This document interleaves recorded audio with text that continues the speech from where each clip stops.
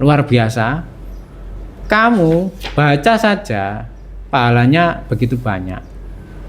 Kamu tanpa mengetahui artinya, kamu akan merasakan mukjizat yang diberikan oleh Allah kepada Nabi Muhammad, yaitu Al-Quran. Kamu baca, nanti kamu akan menangis dengan sendirinya, tak tahu apa alasannya dari bacaan ayat-ayat Al-Quran tadi. Lah, apalagi di setiap ayatnya Allah memberikan penjagaan dari para malaikat. Syukur-syukur kita dapat hidayah. Assalamualaikum warahmatullahi wabarakatuh. Waalaikumsalam warahmatullahi wabarakatuh. Halo teman-teman pendengar podcast Matas TV, kembali lagi bersama saya Ayun yang akan menemani kalian di episode spesial Ramadan kali ini. Hari ini kita bakal ngobrol tentang makna tarawih dan tadarus yang jarang sekali dibahas. Dan sudah hadir bersama kami Ustadz Hikam. Ya, halo. Bersama saya Ustadz Hikam. Halo. Sebagai narasumber pada podcast kali ini. Halo Ustadz Hikam. Halo. Apa kabar? Alhamdulillah baik-baik. Tetap puasa? Alhamdulillah tetap tetap puasa. Masih setengah perjalanan puasa di bulan Ramadan kali ini. Teman-teman, Ustadz Hikam ini adalah wakil kesiswaan di MTS Unggulan Sabilillah sekaligus guru mata pelajaran SKI di MTS Unggulan Sabilillah Lamongan. Baik, untuk memulai obrolan kita, aku penasaran nih. Ini kan kita memasuki bulan Ramadan ya Ustadz. Oke. Bulan penuh berkah, bulan suci umat Islam, yang mana kita itu berbondong-bondong untuk mencari pahala, Mencari takjil, mencari THR, dan lain-lain. Nah, itu aku penasaran nih, kan di Ramadan kali ini, setiap Ramadan sih, kan ada sholat tarawih nih. Kenapa sih kok sholat tarawih itu dijalankan hanya di bulan puasa saja? Kenapa kok di hari biasanya itu nggak ada? Oke. Sebelum kita masuki pembahasan tarawih, alhamdulillahirrabbilalamin, Ramadan telah tiba. Umat Islam bergembira atas datangnya bulan Ramadan, yang dimana sedikit sejarah, bulan Ramadan ini merupakan bulan yang istimewa di mana pahala berlipat ganda. Nah, dulunya itu ada kisah di mana umat Nabi Muhammad itu iri dengan umatnya Nabi Musa. Ada salah satu nama dari umat Nabi Musa yaitu bernama Sam'un. Sam'un ini panglima perang lah, prajurit yang kuat sekali. Umurnya hampir 300 tahun lebih. Di mana Sam'un ini setiap kali berperang selalu menang, tak pernah lelah, tak pernah kalah. Dia ternyata punya jimat, guys. Jimatnya itu agak konyol sih, yaitu gigi geraham dari hewan unta. Nah, hewan unta kan ada giginya. Itu ternyata pada zaman Nabi Musa, setiap gigi geraham itu dihisap, dia akan kuat. Tadi kalau lemes, ngisap gigi geraham unta tadi, kuat lagi, perang lagi. Sehingga umat Nabi Muhammad itu iri, enak nah umat Nabi Musa umur dawa-dawa, panjang-panjang sehingga amal ibadahnya luar biasa. Lah umat kita, umatnya Nabi Muhammad umurnya 60-70 sudah wafat. Ternyata Sam'un ini dicari kelemahannya. Kelemahannya adalah bulu ketek. Nah, iya, bulu keteknya itu kalau dicukur dia akan kalah, dia akan bisa mati. Nah, sehingga ada musuhnya pengkhianat tadi bertanya pada Sam'un, kok niki kok nek lemes iso mati ngono diapakno? Iki bulu ketekku nek dicukur iki iso kalah. Nah, sampailah kejadian itu terlaksana oleh pengkhianat tadi membunuh si Sam'un, dan menjadi kisah yang luar biasa. Mungkin kalian ada yang pernah tahu di film-filmnya ada namanya Samson. Nah, di di zaman Romawi, zaman-zaman orang-orang Eropa, kisah itu dijadikan cerita Samson. Samson itu orang yang kuat, ya, diambil dari kata sampun. Sehingga umat Nabi Muhammad bertanya Nabi Muhammad, "Lah nek awak dhewe iki oleh pahala apa?" "Oh, tenang. Nanti ada bulan Ramadan, ada malam Lailatul Qadar." Lah, mumpung hari ini mendekati Lailatul Qadar, insya Allah nanti malam 17 nanti ya siswa-siswi Matas bisa riyadhah melakukan amal ibadah yang terbaik. Kembali lagi ke tarawih. Nah, di zaman Nabi Muhammad ya namanya sholat malam, belum ada nama tarawih. Kemudian Rasulullah melakukan sholat malam itu di bulan Ramadan, di mana dilaksanakan 2 rakaat salam.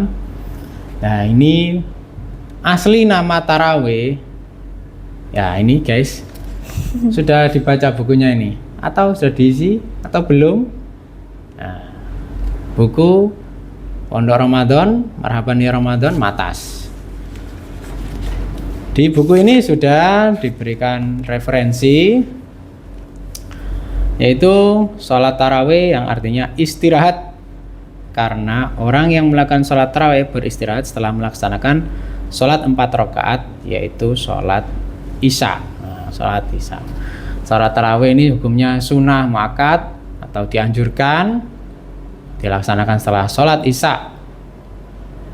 Kok namanya istirahat? Nah, saiki tarawih ono sing cepet-cepetan, ono sing suwe-suwe. Lama. Kok istirahat, Ustaz? Ya, istirahat, mengistirahatkan tubuh ini untuk melakukan ibadah dengan sholat tarawih. Nah, sholat tarawih itu macam-macam. Ono sing versi ya mungkin di Indonesia ada Muhammadiyah, versi NU, versi sholat tarawih superjet ya, ada yang 1 juz lama ya, monggo saja, wong namanya sunnah muakkad. Ada yang enggak sholat tarawih boleh, enggak apa-apa, enggak masalah. Yang enggak masalah ya namanya sunnah. Nah, di zaman Rasul berapa sholat tarawih itu atau qiyamul lail itu tadi? Di zaman Rasul saat Ramadan, Rasulullah pernah melaksanakan 8 rakaat, 2 kali salam, karena pada saat itu tarawih di zaman Rasul, sahabat-sahabat itu kan baru masuk Islam ya, dia istilahnya ngemong, merawat biar mereka senang beribadah. Kalau langsung diberi banyak rakaat nanti takut, nanti capek, nanti wah Islam kok berat gini. Nah, itu Rasulullah melaksanakan 8 rakaat. Kemudian ternyata Rasulullah pulang sampai di rumah melanjutkan, menurut riwayat para sahabat nih, melanjutkan sholat tarawih di rumah itu ditambah sampai 20 rakaat. Nah, ini dasar yang digunakan oleh Muhammadiyah ataupun NU, sama-sama benar. Gak usah nggak usah saling menyalahkan. Yang salah itu yang nggak sholat wajib, itu yang salah. Kalau nggak sholat sunnah nggak apa-apa. Yang nggak sholat wajib itu salah. Nggak sholat duhur, asar, maghrib, isya, subuh itu salah. Ya, itu. Kemudian di saat Rasulullah melaksanakan 8 di masjid, dilanjutkan di rumah sampai 20, ditutup dengan sholat witir. Nah, sholat witir. Witir artinya ganjil. 1, 3, 5, 7, 9, dan 11. Boleh melaksanakan sholat witir 1, boleh. 11 boleh, tambah bagus. Nah, syukur-syukur kita di bulan Ramadan ini banyak melaksanakan ibadah yang wajib ataupun sunnah. Ya seperti diskon yang besar-besaran yang diberikan oleh Allah dengan pahala yang luar biasa. Semakin kalian banyak beribadah, ya semakin banyak yang kalian dapatkan. Tuh. Nah, salat tarawih yang ada di Indonesia, ada yang Muhammadiyah mungkin 8 rakaat, ya bagus, enggak apa-apa, silakan. Ditambah witir 3. Yang NO 20 rakaat. Ya juga sama, tambah bagus. Dengan jumlah yang lebih banyak ditambah 3 salat witir. Hari ini guys, di Mekah Madinah itu 10 rakaat ditambah 3 witir. Enggak masalah, enggak apa-apa. Ada madzhab-madzhab yang digunakan. Nah, yang enggak salat witir, yang enggak salat tarawih, enggak apa-apa. Mungkin orangnya bekerja untuk menafkahi keluarganya, atau ayah ibumu yang mungkin pekerjaannya malam hari, ya disyukuri saja.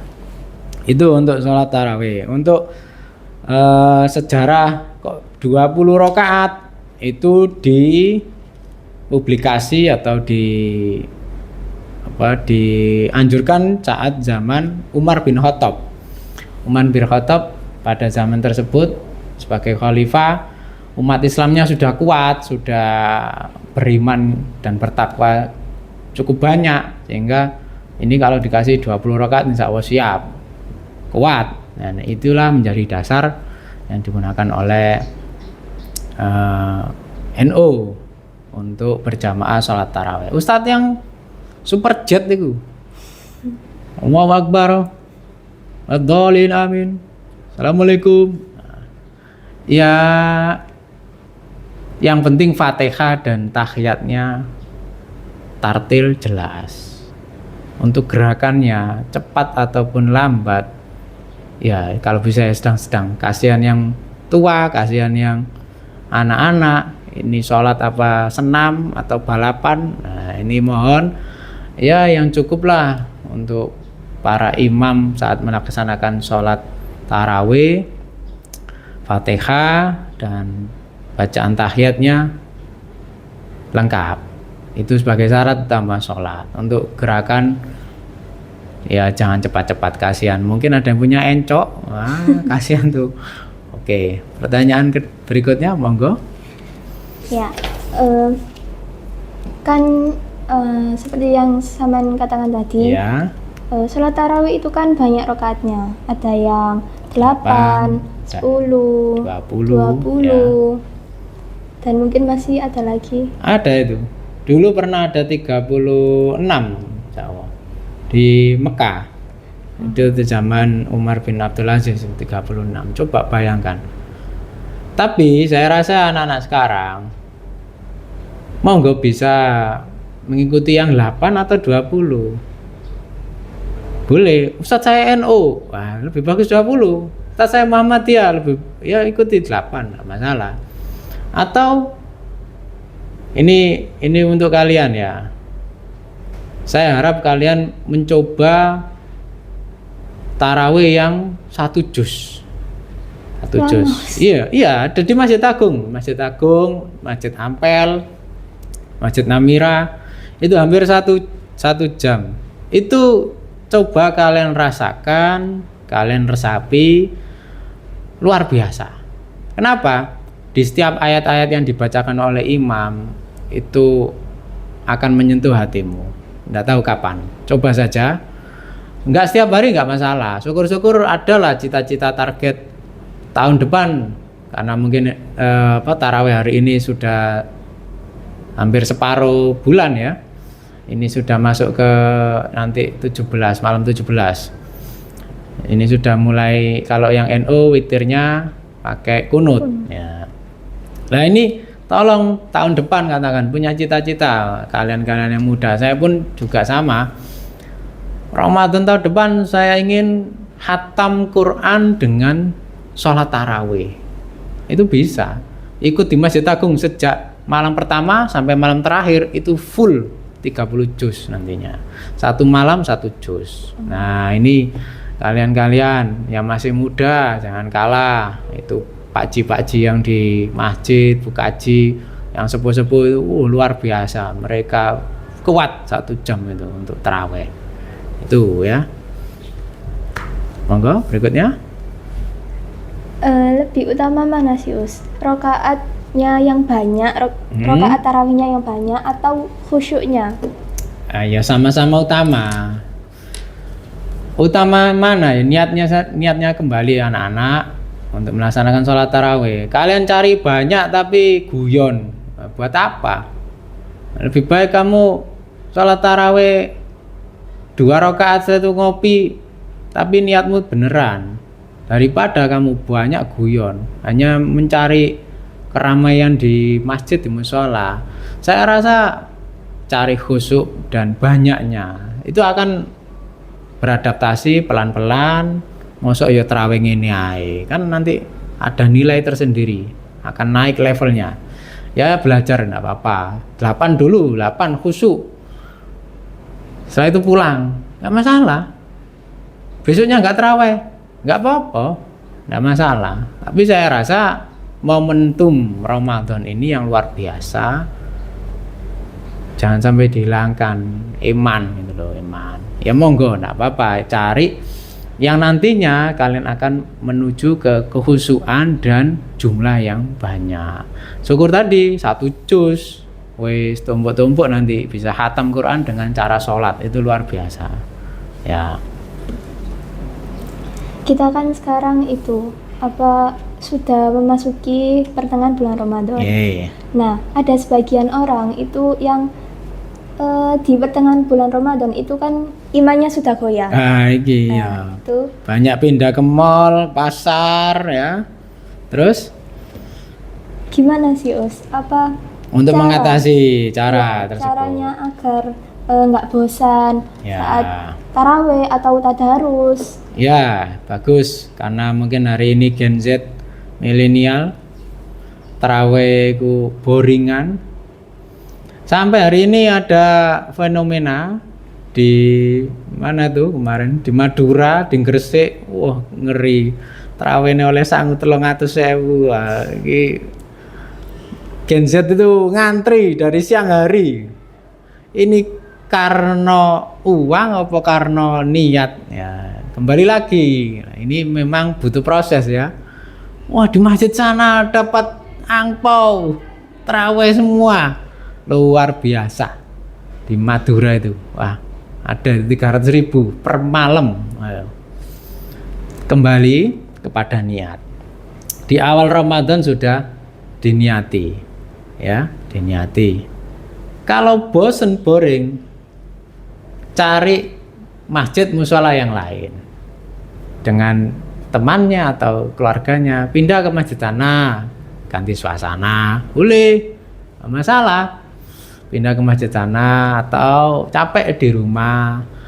Ustadz, apakah tarawih harus selesai sholat isya pas? Enggak, kan tarawih jam 1, jam 2 silakan. Enggak apa-apa. Ustadz, saya pengen tarawih jam 12 malam. Saya pernah itu mencoba tarawih ikut Mekah yang di TV itu, kan ada tuh ya, live. Sekarang ada YouTube, dulu TV. Ya, masih ingat di RCTI itu jam 1 malam. Saya setel TV, saya mencoba mengikuti taraweh di sana secara live itu. Jam 1 malam taraweh. Itu boleh? Boleh dalam artian kita taraweh sendiri. Bukan ngimami ikut imam sana, enggak. Karena terpaut jarak dan waktu kan. Imamnya sana ya taraweh sesuai acara taraweh di sana. Kita taraweh sendiri tapi ritme bacaan, ritme gerakannya mengikuti sana. Iya, itu 1 juz itu 45 menit. Nah, itu enggak, ya semuanya full. Full tarawihnya itu 1 juz. Itu bagus biar nggak bosen. Sampean mungkin ya hari ini aja anak-anak sering bosenan ya. Di masjid itu terus bosen.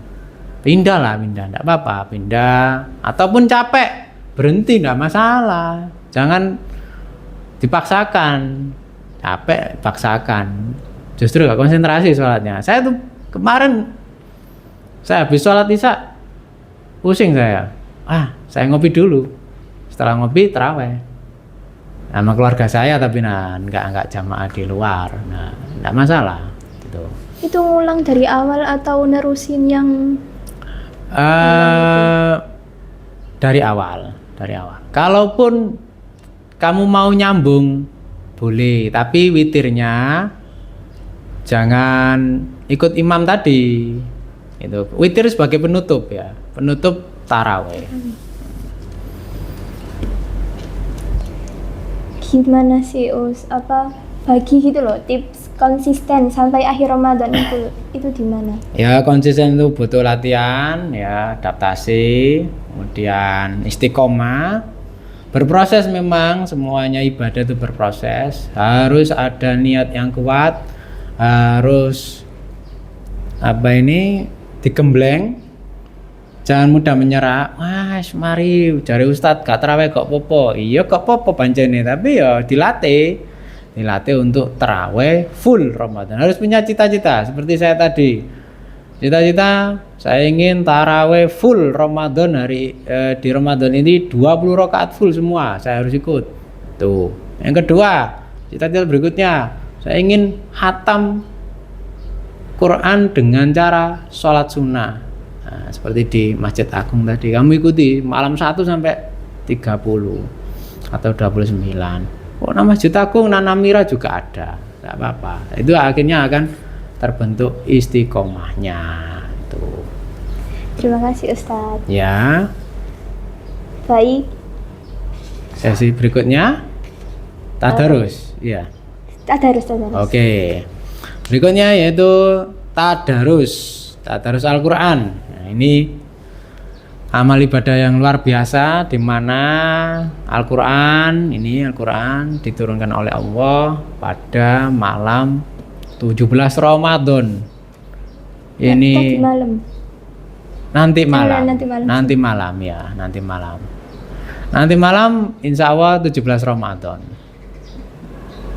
Banyak ulama yang memberikan clue antara lain tentang Lailatul Qadar.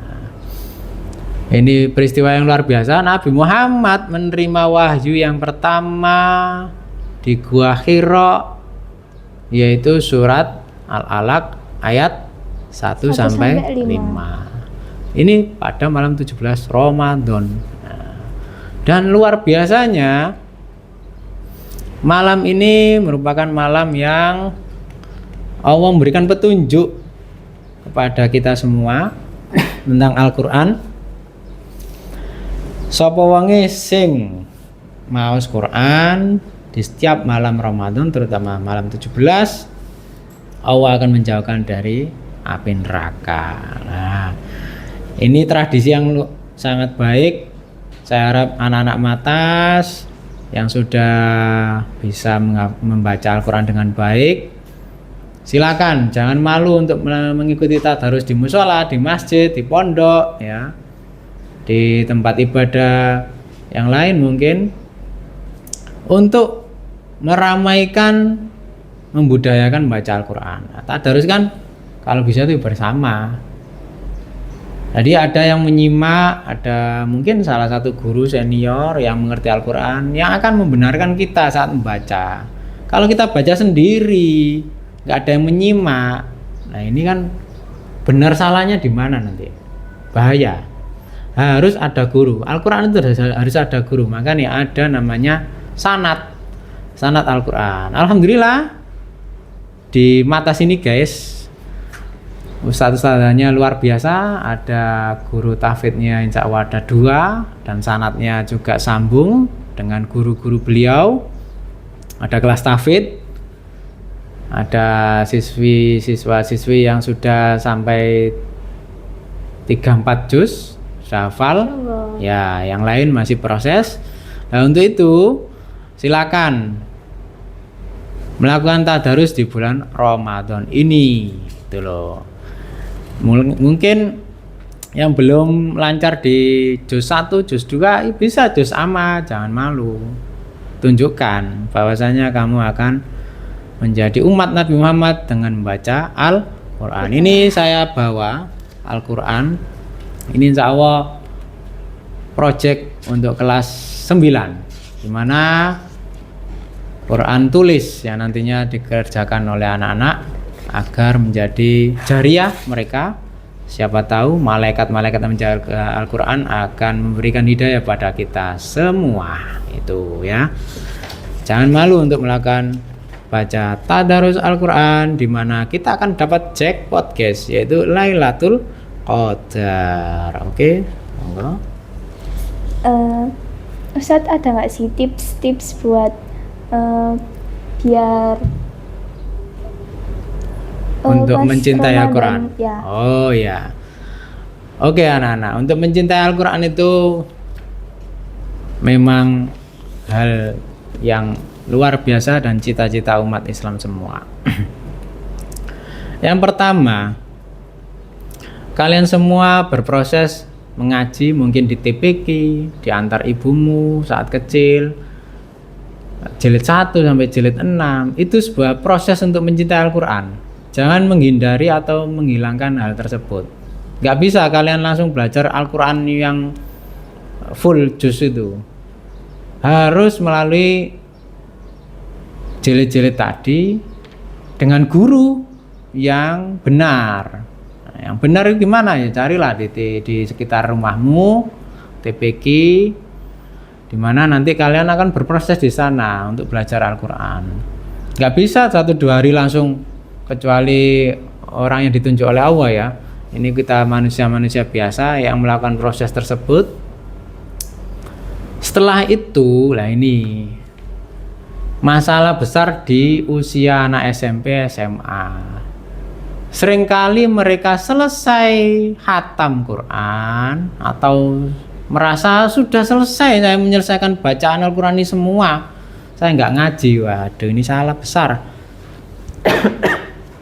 Tolong ya, Quran itu sampai meninggal dibaca. Wong sing mati ya njaluk kiriman ngaji, ya kan? Itu tips dimana kalian harus sabar untuk belajar. Yang kedua, punya target-target pada dirimu sendiri. Tidak harus di usia ini teman saya sekian, saya harus sekian. Ya beda-beda, tapi harus punya target. Contoh ini, ya mungkin di usiamu saat SMP saya harus target khatam, minimal khatam Quran. Oke, kemudian hafal juz amma, hafal Yasin, hafal Waqiah, hafal Ar-Rahman, Al-Mulk. Itu SMP lah. Nanti SMA, kalaupun sampai lebih dari itu ya alhamdulillah. Kalau SMA mungkin saya hafal juz 1, saya ingin membacanya itu 1 hari 2 lembar tapi rutin, kemudian berproses. Contoh di bulan Ramadan ini minimal anak SMP atau SMA sampai harus punya cita-cita, Ramadan saya harus selesai khatam 1 kali. Jadi ini 1 kali 1 hari 1 juz. Nanti naik Ramadan tahun depan saya ingin khatam 1 bulan Ramadan 2 kali, 2 minggu khatam, 2 minggu khatam, naik lagi. Nah itu akan mencintai Al-Quran. Dan luar biasa, kamu baca saja pahalanya begitu banyak. Kamu tanpa mengetahui artinya, kamu akan merasakan mukjizat yang diberikan oleh Allah kepada Nabi Muhammad, yaitu Al-Quran. Kamu baca, nanti kamu akan menangis dengan sendirinya, tak tahu apa alasannya dari bacaan ayat-ayat Al-Quran tadi. Lah, apalagi di setiap ayatnya Allah memberikan penjagaan dari para malaikat. Syukur-syukur kita dapat hidayah dari bacaan Al-Quran. Ini dulu ada teman saya, Masya Allah, saya masih ingat ini, Ustadzah Farida, Masya Allah. Ini guru Sabilillah, dulu pernah menjadi guru di MIUS ya, dan guru ngaji luar biasa. Beliau husnul khotimah saat meninggal. Bayangkan, beliau meninggal di bulan Ramadan, di malam 27, di tengah malam jam 1 atau jam 12 saat membaca Al-Quran. beliau meninggal itu mencium Al-Quran di rumahnya itu. Wah, luar biasa. Itu teman guru-guru kita, syukur-syukur kita nanti bisa meniru beliau dengan kecintaannya terhadap Al-Quran, menjadi husnul khotimah itu. Ya, ada lagi? Sudah? Sudah. Ya, Terima oke. kasih Ustaz. Ya, alhamdulillah anak-anak, semoga menjadi ilmu yang bermanfaat, menjadi jariah kita semua. Kalian semua merupakan generasi penerus Al-Quran, di mana kita ustaz-ustazah berupaya semaksimal mungkin agar generasi kalian menjadi generasi yang cinta Al-Quran, kemudian bertakwa kepada Allah. Semoga menjadi anak yang soleh dan solihah. Amin. Baik, saya tutup. Saya host podcast Matas TV, Ayun dan Ustadz Hikam pamit undur diri. Mohon maaf atas segala hilaf. Wassalamualaikum warahmatullahi wabarakatuh. Waalaikumsalam warahmatullahi wabarakatuh.